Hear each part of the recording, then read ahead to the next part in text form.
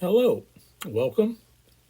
Today I'm going to share some views of a wonderful old brick warehouse that still stands today at 7th and King Streets in San Francisco. It's the Baker and Hamilton building, a very cool building for sure, but one which anchors a very important spot on the layout.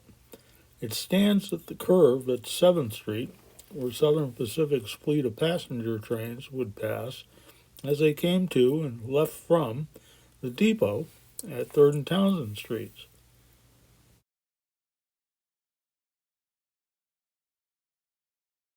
The building was built in 1905 and it survived the Great Earthquake of 1906, but very narrowly escaped the flames of the Great Fire, as the fire burned only on the east side of 7th Street before turning to the north. Originally, it was built to serve the Pacific Hardware and Steel Company, which was founded by Mark Hopkins and Collis Huntington in the 1850s. Baker and Hamilton would start their business in 1849, selling picks, shovels, and other hardware to miners. They continued business selling all types of hardware, as well as farming implements to the agriculture industry. The two firms would merge together in 1918. On a side note here, in this view, looking south, we see the building situated at the intersection of 7th and Townsend Streets.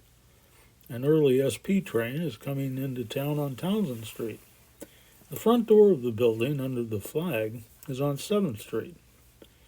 SP's original main line out of San Francisco did indeed run down Townsend Street and would continue through the city's Mission District and to the west of San Bruno Mountain, just south of the city. In 1906, under E.H. Harriman's control, the Southern Pacific would build the Bayshore Cutoff, which would bring trains around the east side of San Bruno Mountain into the city on the bay side of town. So, with this new alignment, trains leaving town would turn southeast on 7th Street rather than continuing down Townsend.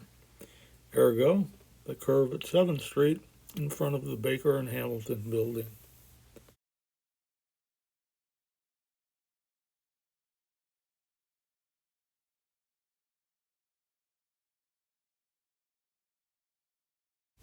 If this building looks familiar to you N-scale modelers, it is indeed a kit bash of Walther's Northern Light and Powerhouse kits.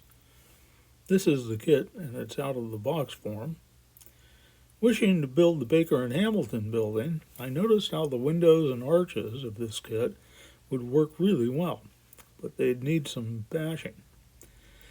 The half-circular windows of the top half of the kit would work well as the first-floor windows of the Baker and Hamilton building, and the kit's semi-arched windows below would be great for the third floor of the building.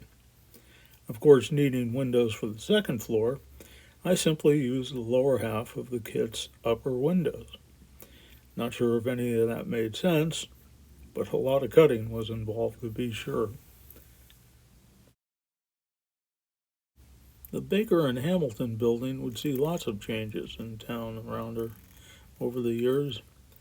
It turns out this model would witness some changes as well, as Seals Stadium would appear behind her, and the nearby Hamm's Brewery would be rebuilt.